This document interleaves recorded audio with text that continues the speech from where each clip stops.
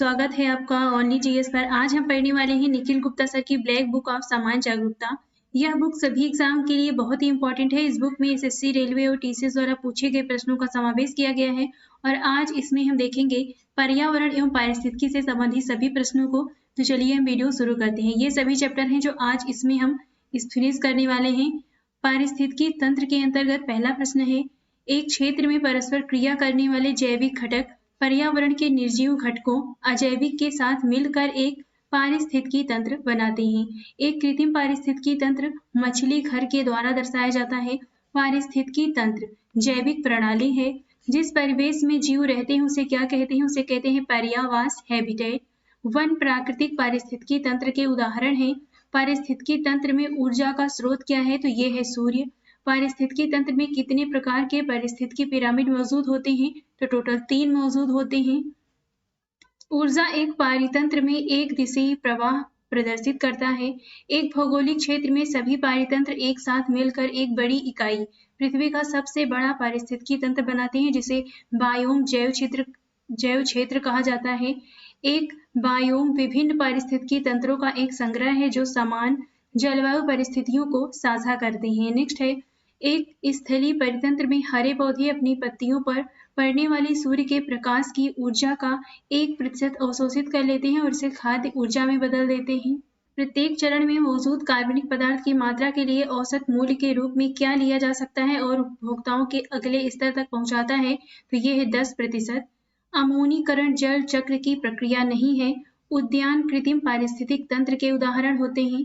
किस जैविक प्रक्रिया में एरोबेस और एनरोबेस दोनों कार्बनिक पदार्थों की गुणवत्ता को कम करते हैं? तो ये है कंपोस्टिंग। पारिस्थितिक तंत्र सबसे जटिल पोषी स्तर का प्रतिनिधित्व करता है। विविधता को पारिस्थितिकी तंत्र के रूप में भी जाना जाता है। नेक्स्ट है, बायोसिस्टमैटिक्स की मूल इकाई क्या है? ये है पारिस्थितिकी। फसलों का चक्रण क्यों जरूरी है? मिट्टी की उर्वरा शक्ति बढ़ाने के लिए। स्थलीय जीवन रूपों को जीवन प्रक्रियाओं के लिए ताजा पानी की आवश्यकता होती है। उद्यान प्राकृतिक पारिस्थितिकी तंत्र नहीं है। किसी पारिस्थितिकी तंत्र में बायोमास पिरामिड उल्टा है। तो ये है, किस पारिस्थितिकी तंत्र में बायोमास का पिरामिड उल्टा है? तो ये समुद्री पारिस्थितिकी तंत्र में होता है। तेल रिसाव किस पारिस्थितिकी तंत्र में देखा जा सकता है? समुद्री पारिस्थितिकी तंत्र में। भारत में सबसे बड़ा संरक्षित आर्द्रभूमि कौन सा है? तो ये है सुंदरबन। नेक्स्ट है, आर्द्रभूमि एक जलीय पारिस्थितिकी तंत्र है। सबसे स्थिर पारिस्थितिकी तंत्र कौन सा है? तो ये है समुद्र।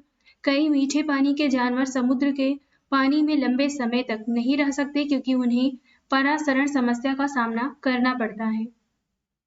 अर्ध शुष्क क्षेत्र एक स्थलीय पारिस्थितिकी तंत्र है। परिवेशी वायु स्थिर होती है जब परिवेशी गिरावट दर उप एडियाबेटिक होती है। नेक्स्ट है, यदि मीठे पानी में रहने वाली एक स्वस्थ मछली को खारे पानी में रखा जाए तो अपेक्षित परिणाम क्या होगा? मछली निर्जलित हो जाती है और मर जाती है। किसी क्षेत्र की जैव विविधता का एक अच्छा माप वहां पाई जाने वाली प्रजातियों की संख्या है। जीवमंडल पृथ्वी का वह क्षेत्र है जहां जीवन पाया जाता है। इनमें निम्न में से क्या शामिल है? तो इसमें 1, 2 और चौथा शामिल है। यह है जल मंडल, स्थल मंडल और क्षोभ मंडल। नेक्स्ट है, BOD का फुल फॉर्म क्या है? Biochemical oxygen demand. तालाबों और कुओं में किस मछली को छोड़ने से मच्छरों को नियंत्रित करने में मदद मिलती है? तो यह है गंबूसिया मछली।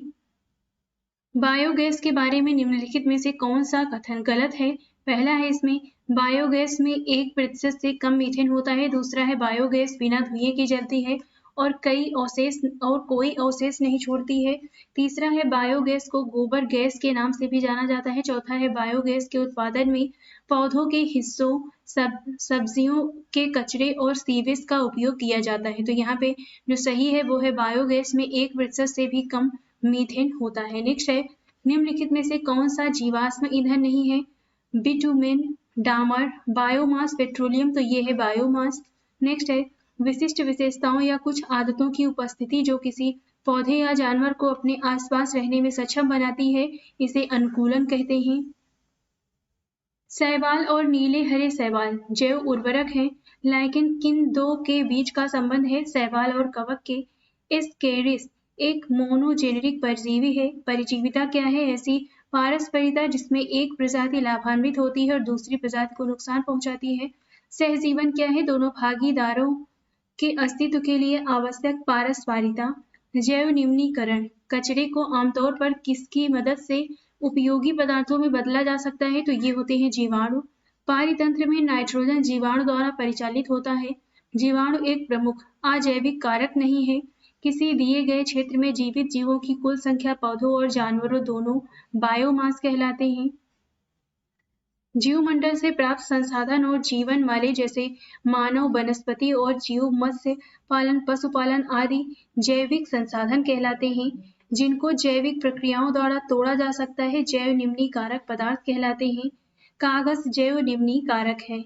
भोजन, प्रकाश और स्थान के लिए प्रतिस्पर्धा एक ही क्षेत्र बढ़ने वाली निकट संबंधी प्रजातियों में होती है।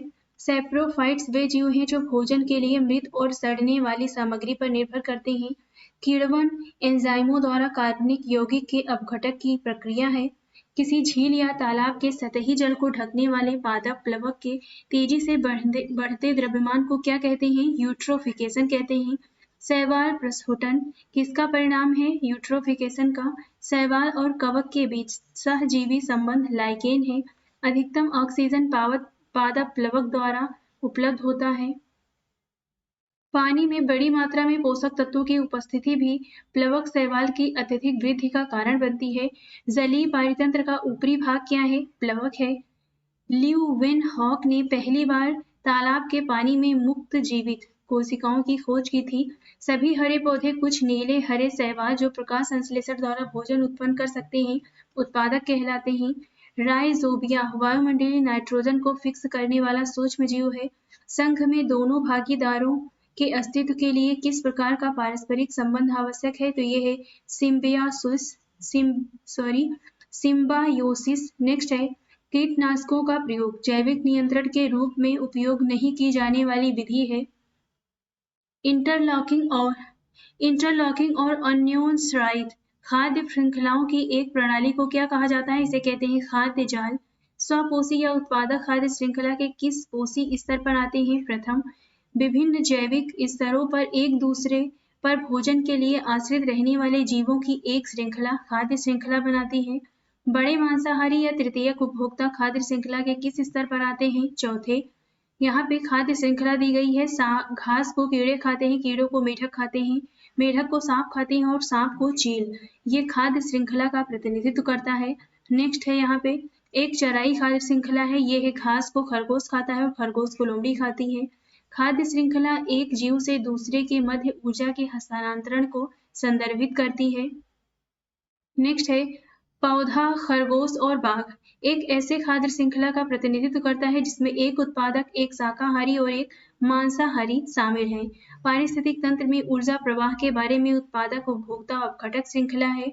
शाकाहारी या प्राथमिक उपभोक्ता खाद्य श्रृंखला के किस स्तर पर आते हैं? दूसरे। निम्नलिखित खाद्य श्रृंखला में संभावित लिंक एक्स की पहचान करें। घास को कीट खाता है, कीट को मेढक खाते हैं और मेढक को सांप खाता है और सांप को चील खाते हैं। नेक्स्ट है पेड़, फल खाने वाले पक्षी, कीड़े मकोड़े परजीवी खाद्य श्रृंखला है। अब देखते हैं जीव मंडल से संबंधित सभी प्रश्नों को। स्थल मंडल, जल मंडल और वातावरण के बीच संपर्क का संकीर्ण क्षेत्र जहाँ प्राकृतिक वनस्पति और वन्य जीव मौजूद हैं जीव मंडल कहलाता है। जीव मंडल में सर्वाधिक उत्पादक परितंत्र नदी का मुहाना है। सजीव जीव मंडल के जैविक घटक का गठन करते हैं। जीवों के सापेक्ष संख्या में नाजुक संतुलन को समझकर मनुष्य जीव मंडल में पारिस्थितिक संतुलन बनाए रख सकता है। पृथ्वी के चारों ओर मिट्टी, पानी और हवा का क्षेत्र जो वनस्पतियों और जीवों के रहने में सक्षम है जीव मंडल कहलाता है, यानी ये जीव मंडल का अर्थ है। जीव मंडल इसी को कहते हैं। नेक्स्ट है 1986 में भारत सरकार द्वारा सबसे पहले कौन सा बायोस्फीयर रिजर्व स्थापित किया गया था? तो ये है नीलगिरी बायोस्फीयर रिजर्व। भारत में समुद्री गाय यानी डुगोंग किस बायोस्फीयर रिजर्व में पाई जाती है? मन्नार की खाड़ी में। भारत का सबसे बड़ा बायोस्फीयर रिजर्व कौन सा है? मन्नार की खाड़ी। भारत के किस क्षेत्र को अब पारिस्थितिकी हॉट स्पॉट के रूप में माना जाता है? पश्चिमी घाट को। भारत में विविध उप समुद्री वनस्पतियों और जीवों के संरक्षण के लिए जैव रिजर्व कहाँ पर स्थित है? अंडमान और निकोबार द्वीप समूह में। भारत का कौन सा बायो रिजर्व विश्व नेटवर्क ऑफ बायोस्फीयर रिजर्व में शामिल नहीं है, ये है कॉर्बेट। वे कौन से राज्य हैं जिनमें अगस्त्यमाला बायोस्फीयर रिजर्व फैला हुआ है, ये है केरल और तमिलनाडु में। पंचमढ़ी बायोस्फीयर रिजर्व किस राज्य में स्थित है, मध्य प्रदेश में है। बायोस्फीयर क्या संदर्भित करता है, पृथ्वी का वह भाग जिसमें महासागर, भूमि, मिट्टी और जीवित जीवों का वातावरण शामिल है। भारत का biosphere reserve UNESCO Nanda Devi किस राज्य में स्थित है, उत्तराखंड में। अब देखते हैं वन से संबंधित सभी प्रश्नों को। भारत वन स्थिति रिपोर्ट 2017 के अनुसार मध्य प्रदेश के राज्य में स्थायी वन के अंतर्गत आने वाला सबसे बड़ा क्षेत्र है। भारत वन स्थिति रिपोर्ट 2019 के अनुसार देश के कुल भौगोलिक क्षेत्र का कितना भाग वनों और पेड़ों से आच्छादित है, 24.56%। टैगा का क्या अर्थ है, तो ये शंकुधारी वन है। पृथ्वी के भूभाग पर उष्णकटिबंधीय वन का प्रतिशत कितना है, 7 है। एक अनुमान के अनुसार समशीतोष्ण क्षेत्र में केवल 1% की तुलना में उष्णकटिबंधीय क्षेत्रों में लगभग 40% वन नष्ट हो गए हैं। पारिस्थितिकी संतुलन बनाए रखने के लिए भारत के लिए वन क्षेत्र का कितना प्रतिशत होना चाहिए, 33%। ये 1/3 यानी 33.3%। नेक्स्ट है, भूटान का लगभग कितना क्षेत्र वन से आच्छादित है, 72%। नेक्स्ट है, बोरियल सबसे उत्तरी वन क्षेत्र है और 50 डिग्री नॉर्थ से 70 डिग्री नॉर्थ अक्षांशों के बीच कठोर जलवायु में उगने वाले जंगलों का एक परिध्रुवी बेल्ट बनाता है। नेक्स्ट है, वनों के अंतर्गत बड़े क्षेत्र को कार्बन डाइऑक्साइड का अवशोषण के लिए रखने की आवश्यकता है। पूर्वी यूरोपीय देशों और रूस को छोड़कर सबसे बड़ा वन क्षेत्र वाला देश ब्राजील है। भारत का कौन सा शहर सबसे हरा भरा माना जाता है, ये है चंडीगढ़। विश्व का सर्वाधिक अखबारी कागज पर्णपाती वन से प्राप्त होता है। क्रिकेट के बल्ले के लिए विलो पर्णपाती वन से प्राप्त किया जाता है। भारत में किस प्रकार का वन सर्वाधिक विस्तृत है, उष्णकटिबंधीय पर्णपाती वन। किस वन को मानसूनी वन भी कहा जाता है, उष्णकटिबंधीय पर्णपाती वन को। बड़े क्षेत्र को वनों के अंतर्गत रखने की आवश्यकता क्यों है, पारिस्थितिकी संतुलन बनाए रखने के लिए। एशिया में वनों की कटाई का मुख्य कारण क्या है, अत्यधिक ईंधन लकड़ी संग्रह। किसे गतिशील जीवित इकाई कहा जा सकता है, जंगल को। नवीकरणीय संसाधन कौन सा है, जंगल। ब्लैक फॉरेस्ट कहाँ पाए जाते हैं, जर्मनी में। बढ़ती हुई जनसंख्या वन आवरण के नुकसान का कारण है। हरित भारत के लिए राष्ट्रीय मिशन का उद्देश्य वन क्षेत्र को बढ़ाना है। नेक्स्ट है, टैगा वन किस देश में पाए जाते हैं, रूस में पाए जाते हैं। दक्षिण अमेरिका में अमेजन बेसिन के भूमध्य रेखीय वनों को किसके नाम से जाना जाता है, सेल्वा के नाम से। विश्व की 25% वन भूमि को कवर करने वाला सबसे बड़ा वन साइबेरिया के टैगा वन है। वनों की कटाई की दर अधिक कहाँ पर है, समशीतोष्ण क्षेत्र में। फॉरेस्ट सर्वे ऑफ इंडिया की 2019 की रिपोर्ट के अनुसार सभी राज्यों में सबसे ज्यादा फायर अलर्ट के मामले में कौन सा राज्य ऊपर है, तो ये है मिजोरम।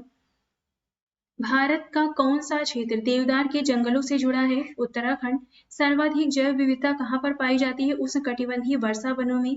भारत का कौन सा क्षेत्र उष्णकटिबंधीय सदाबहार वन से आच्छादित है, पश्चिमी घाट है। भारत के किस भाग में उष्णकटिबंधीय सदाबहार वन नहीं पाए जाते हैं, पूर्वी घाट में। सेल्वा क्या है, ब्राजील के भूमध्य रेखीय वर्षा वन है। सदाबहार प्रकार के वन कहाँ पाए जाते हैं, भूमध्य रेखीय क्षेत्र में। उष्णकटिबंधीय वर्षा वन वर्ष भर उष्णकटिबंधीय वर्षा वन भरपूर वर्षा प्राप्त करते हैं।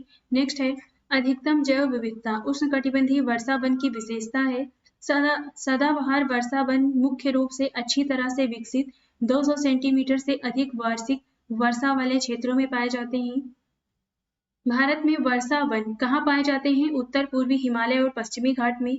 वर्षा वन में छत्र की छाया में उगने वाली वनस्पति क्या कहलाती है, अंडर स्टोरी। जंगल पारिस्थितिक तंत्र का अजैविक घटक नहीं है।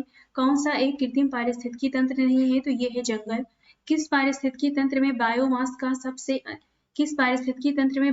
सबसे अधिक पाए जाते हैं, वन पारिस्थितिकी तंत्र में। टैगा किस प्रकार के पारिस्थितिकी तंत्र का उदाहरण है, वन पारिस्थितिकी तंत्र का। वन जो चक्रवातों के विरुद्ध बाधाओं के रूप में कार्य करते हैं वे मैंग्रोव वन उर्फ ज्वारीय वन हैं। नेक्स्ट है, मैंग्रोव वन तटीय दलदल में पाए जाते हैं। सुंदरवन या मैंग्रोव वन कहाँ पाए जाते हैं, डेल्टाई पश्चिमी बंगाल में। मैंग्रोव वनस्पति के लिए कौन सा क्षेत्र विख्यात है, दक्षिण 24 परगना के सजने खाली जंगल। किस प्रकार की वनस्पति वस्तुतः वृक्ष विहीन होती है लेकिन विरल वनस्पति जैसी काई, लाइकेन और छोटी झाड़ियां पाई जाती हैं? तो ये है टुंड्रा। एक स्थलीय पारिस्थितिकी तंत्र में हरे पौधे सूर्य के प्रकाश की ऊर्जा का लगभग 1% अवशोषित कर लेते हैं। वन मुख्य रूप से मिट्टी को धुलने या नष्ट होने से कैसे बचाते हैं? जंगलों में पेड़ों की जड़ों से जो मिट्टी को बांधे रखता है। नेक्स्ट है मृदा जल, जो पौधों के लिए सबसे अधिक महत्व रखता है वह केशिका पानी है। नेक्स्ट है यहाँ पे साइट दिया गया है। साइट के बारे में, साइट सरकारों के बीच का एक अंतरराष्ट्रीय समझौता है जिसका उद्देश्य यह सुनिश्चित करना है कि जंगली जानवरों और पौधों के नमूनों का अंतरराष्ट्रीय व्यापार उनके अस्तित्व को खतरे में नहीं डालता है। इसका मतलब है जंगली जीवों और वनस्पतियों की लुप्तप्राय प्रजातियों के अंतरराष्ट्रीय व्यापार का समझौता। इसका शॉर्ट नेम है साइट्स। नेक्स्ट है उस स्थिति का नाम बताइए जो पौधों के विकास को विशिष्ट रूपों में प्रभावित करती है। वातावरण की परिस्थितियां। रबड़ के बागान कहाँ पाए जाते हैं? भूमध्य रेखीय क्षेत्र में। नीलगिरी पहाड़ियों में सामान्य पेड़ की प्रजाति यूकेलिप्टस है। लोकप्रिय रूप से ग्रीन गोल्ड के नाम से जाना जाने वाला पेड़, लेकिन जो एक पारिस्थितिक आपदा है वह यूकेलिप्टस है। 1987 में किस राज्य में एक अहिंसक आंदोलन शुरू किया गया जहां लोगों ने यूकेलिप्टस के पौधों को उखाड़ कर अपने लिए उपयोगी पेड़ लगाए? यह है कर्नाटक। जंगल में उगने वाले कंडाली पौधे किसका उपयोग करके अपनी रक्षा करते हैं? बाल, रोम का। नेक्स्ट है समुद्र के किनारे खारे पानी में उगने वाले पौधे, इन्हें लवण मृदोदित यानी हेलोफाइट्स कहते हैं। नेक्स्ट है पेड़ों की छाल पर धीरे धीरे बढ़ने वाले बड़े रंग के धब्बे सहजीवी जीवन रूपों के उदाहरण हैं जिन्हें लाइकेन कहा जाता है। सुंदरी पेड़ों की एक प्रसिद्ध प्रजाति मैंग्रोव वन में पाई जाती है। तटवर्ती जंगलों में आपको कौन सा पेड़ मिलेगा? यह है सुंदरी। जैव विविधता क्या है? एक ही जंगल में कई तरह के जीव जंतु। नेक्स्ट है आजादी रचटा इंडिका भारतीय उपमहाद्वीप में पाए जाने वाले किस सदाबहार पेड़ का वानस्पतिक नाम है? नीम का। कुनैन के पेड़ मुख्य रूप से किस वनस्पति से संबंधित है? उष्णकटिबंधीय सदाबहार वन से। भारतीय वनस्पति सर्वेक्षण ने परजीवी फूलदार पौधे क्लेडोविया कोनिकियानोरम की एक नई प्रजाति की खोज की है। यह नाम किस समुदाय के सम्मान में रखा गया है? नागा। एक पारिस्थितिकी तंत्र में प्राथमिक उत्पादक पौधे हैं। कृषि योग्य भूमि को कैसे परिभाषित किया गया है? कुल परतीय भूमि प्लस शुद्ध बोया गया क्षेत्र। साल, सागौन, नीम और शीशम जैसे दृढ़ लकड़ी के पेड़ किस प्रकार के जंगलों में पाए जाते हैं? उष्णकटिबंधीय पर्णपाती वनों में। पर्णपाती वनों में पेड़ एक विशेष मौसम में अपने पत्ते गिराते हैं। 2,4-D का प्रयोग खरपतवार नाशक के लिए किया जाता है। रेगिस्तानों के विस्तार को रोकने के लिए पेड़ों को स्ट्रिप या ब्लॉक में लगाया जाता है जिसमें रेगिस्तान के एक तरफ सबसे छोटे पेड़, दूसरी तरफ सबसे ऊंचे पेड़ होते हैं और इस प्रकार के वृक्षारोपण को कहा जाता है वीड वृक्ष। नेक्स्ट है भारतीय वन अनुसंधान कहाँ पर स्थित है? ये देहरादून में है। शुष्क वन अनुसंधान संस्थान जोधपुर में स्थित है। भारतीय वनस्पति सर्वेक्षण का मुख्यालय किस शहर में है? तो ये कोलकाता में है। भारत सरकार द्वारा पहली राष्ट्रीय वन नीति कब जारी की गई थी? 1952 में। रियो शिखर सम्मेलन जैव विविधता पर कन्वेंशन से संबंधित है। जैव विविधता पर कन्वेंशन के संदर्भ में पार्टियों के सम्मेलन की 11वीं बैठक अक्टूबर 2012 में कहाँ आयोजित की गई थी? हैदराबाद में। इनमें से कौन सा संगठन उष्णकटिबंधीय वनों के सतत प्रबंधन और संरक्षण को बढ़ावा देता है? अंतर्राष्ट्रीय उष्णकटिबंधीय लकड़ी संगठन। ICAR केंद्रीय आलू अनुसंधान संस्थान कहाँ पर स्थित है? शिमला में है। भारत में शीतोष्ण वन अनुसंधान केंद्र किस शहर में है? शिमला में है। राष्ट्रीय कृषि वानिकी अनुसंधान केंद्र कहाँ है? तो ये झांसी में है। दक्षिण अमेरिका के शीतोष्ण घास के मैदान पम्पास कहलाते हैं। दक्षिण अफ्रीका के शीतोष्ण घास के मैदान को वेल्स कहते हैं। पारिस्थितिकी पिरामिडों में ऊर्जा का पिरामिड हमेशा ऊर्ध्ववर्ती होता है। वेल्ड डाउन्स पम्पास शब्द खास के मैदानों से संबंधित है। हिमालय पर 3600 मीटर से ऊपर की विशिष्ट प्राकृतिक वनस्पति अल्पाइन मिलती है। नेक्स्ट है अल्पाइन। अगला प्रश्न है घास स्थलीय आवास का एक उदाहरण है। स्टेपी शब्द किस जैव क्षेत्र से संबंधित है? घास के मैदान से। जम्मू और कश्मीर में लघु हिमालय पर्वतमाला की ढलानों पर स्थित छोटे घास के मैदानों को क्या कहा जाता है? मर्ग। उत्तरी अमेरिका के शीतोष्ण घास के मैदान को क्या कहा जाता है? प्रेरीज। उष्णकटिबंधीय घास के मैदान का कौन सा जोड़ा स्थान यहाँ पे सही है? तो यह है सवाना, अफ्रीका में स्थित है। घास के मैदानों में पेड़ पारिस्थितिक अनुक्रम के एक भाग के रूप में पानी की सीमाबद्धता और आग के कारण घास की जगह नहीं लेते हैं। अब देखते हैं राष्ट्रीय उद्यान और अभयारण्य से संबंधित सभी प्रश्नों को। मानस राष्ट्रीय उद्यान और काजीरंगा राष्ट्रीय उद्यान किस राज्य में स्थित है? असम में है। काजीरंगा राष्ट्रीय उद्यान को किस वर्ष आरक्षित वन घोषित किया गया? 1908 में। भारत में कौन सा अभयारण्य गैंडे के लिए प्रसिद्ध है और यह किस राज्य में स्थित है? काजीरंगा असम में है। किस राज्य केंद्रशासित प्रदेश में एक सींग वाले गैंडे भारतीय गैंडे की प्राकृतिक आवास स्थित है? असम में है। बांदीपुर राष्ट्रीय उद्यान और नागरहोल राष्ट्रीय उद्यान कहाँ पर स्थित है? कर्नाटक में है। भारत में स्थापित पहला राष्ट्रीय उद्यान कौन सा है? यह है जिम कॉर्बेट राष्ट्रीय उद्यान, उत्तराखंड में। कान्हा राष्ट्रीय उद्यान, बांधवगढ़ राष्ट्रीय उद्यान और पन्ना राष्ट्रीय उद्यान कहाँ पर स्थित है? ये मध्य प्रदेश में है। न केवल भारत में बल्कि दुनिया के सबसे बड़ा मैंग्रोव वन कौन सा है? सुंदरवन। भारत के सुंदरवन राष्ट्रीय उद्यान से सटा सुंदरवन रिजर्व फॉरेस्ट किस पड़ोसी देश में स्थित है? बांग्लादेश में। सुंदरवन राष्ट्रीय उद्यान को यूनेस्को की विश्व धरोहर स्थलों की सूची में शामिल किया गया है। गिर राष्ट्रीय उद्यान को गिर राष्ट्रीय उद्यान और गिर जंगल कहाँ स्थित है? तो ये गुजरात में है। गिर राष्ट्रीय उद्यान अपने एशियाई शेर के लिए जाना जाता है। किश्तवाड़ राष्ट्रीय उद्यान और दाची-गाम अभयारण्य कहाँ स्थित है? जम्मू और कश्मीर में। दाची-गाम एकमात्र अभयारण्य है जहाँ कश्मीरी हिरण पाए जाते हैं। वन जीवों के कल्याण के लिए आरक्षित क्षेत्र जिसमें मानव हस्तक्षेप निषिद्ध है, ये राष्ट्रीय उद्यान कहलाता है। नामदफा राष्ट्रीय उद्यान कहाँ पर स्थित है? अरुणाचल प्रदेश में। विक्रमशिला गंगा डॉल्फिन अभयारण्य कहाँ स्थित है? भागलपुर में। कांगेर घाटी राष्ट्रीय उद्यान किस राज्य में है? छत्तीसगढ़। गुरु घासीदास राष्ट्रीय उद्यान कहाँ पर स्थित है? छत्तीसगढ़ में। नेक्स्ट है, नेपाल में कौन सा राष्ट्रीय उद्यान भारत के वाल्मीकि राष्ट्रीय उद्यान की निरंतरता है? तो ये है चितवन राष्ट्रीय उद्यान। भारत में बायोस्फीयर रिजर्व के संदर्भ में दाची-गाम बायोस्फीयर रिजर्व नहीं है। दुधवा राष्ट्रीय उद्यान उत्तर प्रदेश में स्थित है। असम में मानस अभयारण्य किस लिए जाना जाता है? हाथियों के लिए। केरल का पहला हाथी अभयारण्य है, कौन सा है? तो यह है गुरुवायूर मंदिर। प्रोजेक्ट एलिफेंट को भारत में 1992 में लॉन्च किया गया था। ग्रेट हिमालयन नेशनल पार्क कहाँ स्थित है? हिमाचल प्रदेश में। प्रवाल भित्तियों के संरक्षण के लिए भारत सरकार ने कच्छ की खाड़ी को मरीन पार्क घोषित किया है। बांकापुर मयूर अभयारण्य किस राज्य में स्थित है? कर्नाटक में।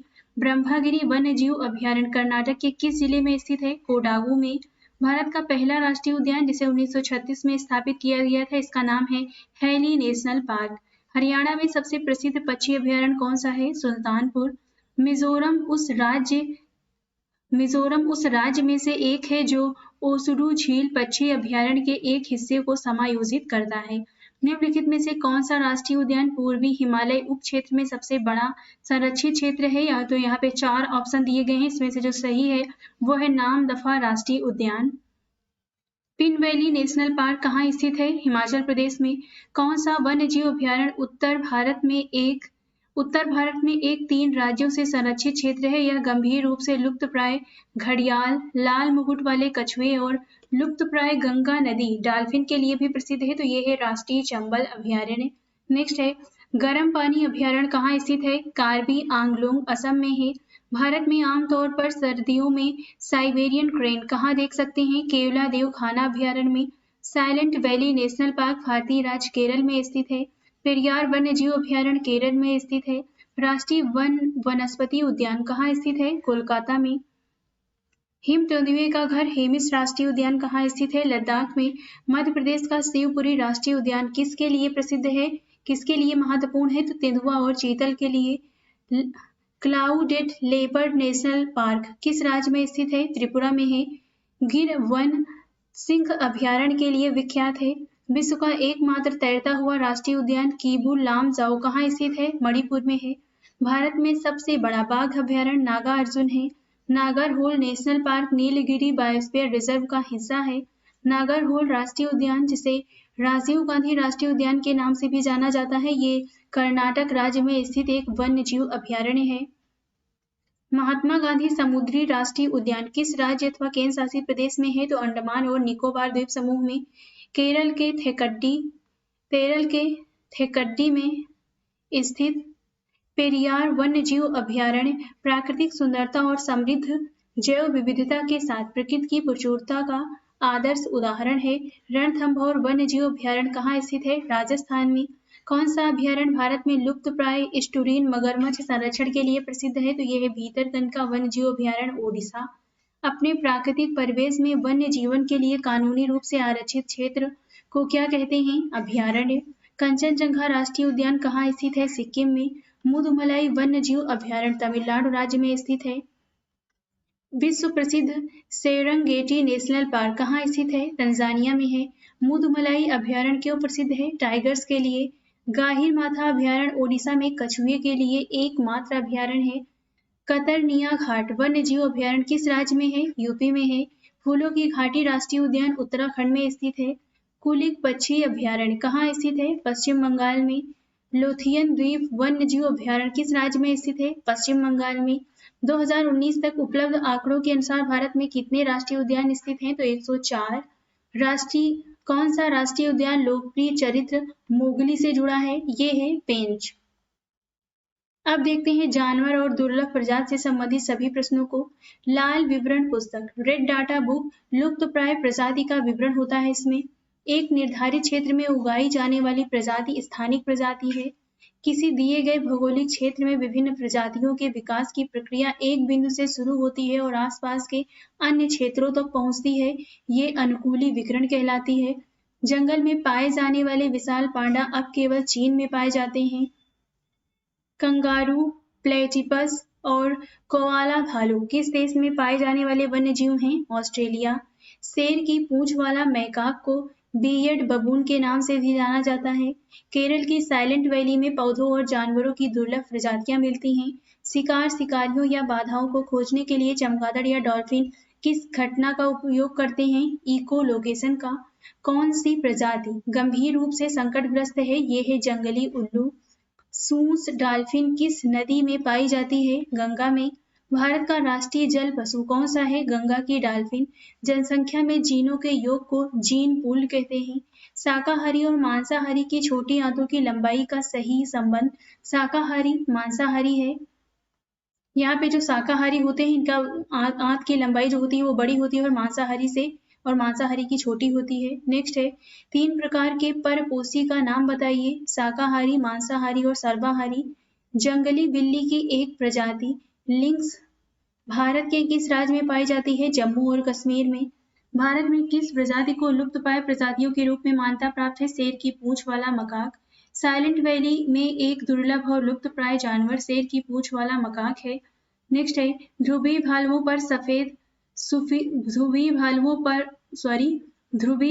का फर सफेद होता है ताकि वे बर्फीली पृष्ठभूमि में आसानी से दिखाई न दें। शिकारी एक जीवधारी है जो शिकार को खाता है। नेक्स्ट है शाकाहारी जीवों को प्राथमिक उपभोक्ता कहा जाता है। IUCN की कौन सी सूची वनस्पति और जीवों की लुप्तप्राय प्रजातियों को सूचीबद्ध करता है? तो ये है रेड डाटा बुक लाल सूची। जंगली जानवरों की प्रवासी प्रजातियों के संरक्षण पर कन्वेंशन के पक्ष के 13वें सम्मेलन की मेजबानी किस राज्य द्वारा की जाएगी? गुजरात के द्वारा। जंगल में शेर का होना क्यों जरूरी है? चारागाहों को अधिक चराई से होने से बचाने के लिए। छोटे मांसाहारी को द्वितीय उपभोक्ता भी कहा जाता है। लाल पांडा किस राज्य का राजकीय पशु है? सिक्किम का। नेक्स्ट है प्रजातियां जो केवल कुछ विशेष क्षेत्र में पाई जाती हैं स्थानिक प्रजाति कहलाती हैं। नेक्स्ट है भारत का सबसे बड़ा वन्यजीव अभयारण्य किस जानवर के लिए प्रसिद्ध है? जंगली भारतीय गधा। हिमालय क्षेत्र में पाए जाने वाले लंबे बालों वाले स्तनधारियों का नाम बताइए। तो ये है याक। निम्नलिखित में से कौन ओडिशा में स्थित नहीं बताना है, यहाँ पे नहीं है तो यहाँ पे 4 ऑप्शन दिए गए हैं। इसमें जो स्थित नहीं है वो है सोनितपुर हाथी रिजर्व, महानदी हाथी रिजर्व है, संबलपुर हाथी रिजर्व है और मयूरगंज हाथी रिजर्व है। सोनितपुर हाथी रिजर्व ओडिशा में स्थित नहीं है। नेक्स्ट है भारत में प्रोजेक्ट टाइगर 1973 में शुरू किया गया था। बक्सा टाइगर रिजर्व कहाँ स्थित है? पश्चिम बंगाल में। वाल्मीकि टाइगर रिजर्व कहाँ स्थित है? पश्चिमी पश्चिम चंपारण बिहार में IUCN के तहत बाघ किस श्रेणी से संबंधित है? खतरे, इंडेंजर्ड। शेर कहाँ पर संरक्षित हैं? गिर अभयारण्य में। 1973 में प्रोजेक्ट टाइगर जिम कॉर्बेट राष्ट्रीय उद्यान में शुरू किया गया था। जंगली गधा कहाँ पाया जाता है? कच्छ में। डंपा टाइगर रिजर्व किस राज्य में स्थित है? मिजोरम में। कर्नाटक में नागरहोल टाइगर रिजर्व दुनिया में एशियाई हाथियों का सबसे बड़ा निवास स्थान है। पेंच टाइगर रिजर्व किस राज्य में स्थित है? मध्य प्रदेश। सरिस्का टाइगर रिजर्व राजस्थान में स्थित है। सरिस्का और रणथंभौर किसके लिए प्रसिद्ध हैं? बाघ के लिए। अब देखते हैं पर्यावरण से संबंधित सभी प्रश्नों को। पानी एक अजैविक और नवीकरणीय संसाधन है। पर्यावरण में जैविक और अजैविक कारक शामिल होते हैं। एक वातावरण के अंतर्गत क्षैतिज ताप स्थानांतरण को क्या कहा जाता है? अनुकूलन कहते हैं। नॉन बायोडिग्रेडेबल कचरे से छुटकारा पाने के लिए पुनर्चक्रण सबसे अच्छा उपाय है। पर्यावरण प्रबंधन प्रणाली से संबंधित कौन सा ISO प्रमाण है? ये है 14001।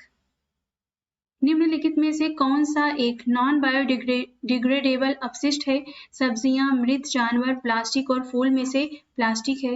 भारत में स्वीकार्य ध्वनि प्रदूषण स्तर 40 से 45 डेसिबल के बीच है। विश्व स्वास्थ्य संगठन के अनुसार एक मनुष्य की मानक श्रव्य क्षमता की सीमा कितनी होती है? 5 से 10 डेसिबल। स्टोन कैंसर किसके कारण होता है? अम्लीय वर्षा के। कौन सी मानव निर्मित आपदाएं सामाजिक रूप से प्रेरित हैं? आगजनी। विश्व में वायु प्रदूषण का उच्चतम स्रोत क्या है? मोटर वाहन। नेक्स्ट है कचरे के निपटान का सबसे अच्छा तरीका क्या है? भूमि भरना। कौन सा ईंधन न्यूनतम पर्यावरण प्रदूषण का कारण है? हाइड्रोजन। वे प्रदूषक जो रिश्ते भूजल के साथ नीचे की ओर बढ़ते हैं लीचेट कहलाते हैं। वह जीव जो वायु प्रदूषण की निगरानी करता है काई है। प्राकृतिक आपदा जिसमें एक गहरी झील के पानी से अचानक कार्बन डाइऑक्साइड निकलता है लिमिनिक के रूप में इसे जाना जाता है। दिसंबर 1984 में भोपाल गैस त्रासदी में किस गैस का रिसाव हुआ था? यह है मिथाइल आइसोसाइनेट। प्राकृतिक जैविक खाद रासायनिक उर्वरकों से बेहतर पाई जाती है क्योंकि जैविक उर्वरक मिट्टी की उत्पादकता को बनाए रखते हैं। हरित लेखांकन का अर्थ है देश की आय को प्रदूषण और पर्यावरणीय क्षति आकलन को ध्यान में रखते हुए मापना।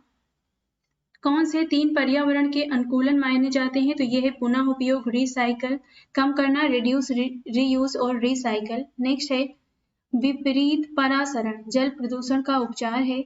जिस फिल्टर पर सीवेज छिड़का जाता है उसे रिसाव फिल्टर कहते हैं। निचले क्षेत्रों में ठोस अपशिष्ट का डंपिंग सैनिटरी लैंड फिलिंग कहलाता है। प्रदूषित वातावरण से निकलने वाले पार्टिकुलेट मैटर PM10 को छींकने की प्रक्रिया के दौरान फिल्टर किया जाता है। फसलों पर DDT के छिड़काव से जमीन और पानी का प्रदूषण होता है। ताप विकिरण जो ठोस अपशिष्ट उपचार की एक प्रक्रिया है जो वायुमंडलीय दबाव पर 430 डिग्री सेल्सियस के ऊपर के तापमान पर होती है। किसी झील में अत्यधिक मात्रा में ऊष्मा का जुड़ना ऊष्मीय प्रदूषण कहलाता है। जैव आवर्धन का तात्पर्य किससे है? विषाक्त पदार्थों के बढ़ जाने से। यदि किसी जल निकाय में उच्च BOD मान है तो वह सामान्यतः बहुत प्रदूषित है। नेक्स्ट है कौन सा खरपतवार औद्योगिक बहिस्राव से होने वाले जल प्रदूषण को नियंत्रित करने में प्रभावी है? जलकुंभी। ऊन एक बायोडिग्रेडेबल कचरा है। कौन सी गैस सूर्य के साथ पृथ्वी ग्रीन हाउस प्रभाव से निकलने वाली गर्मी के अवशोषण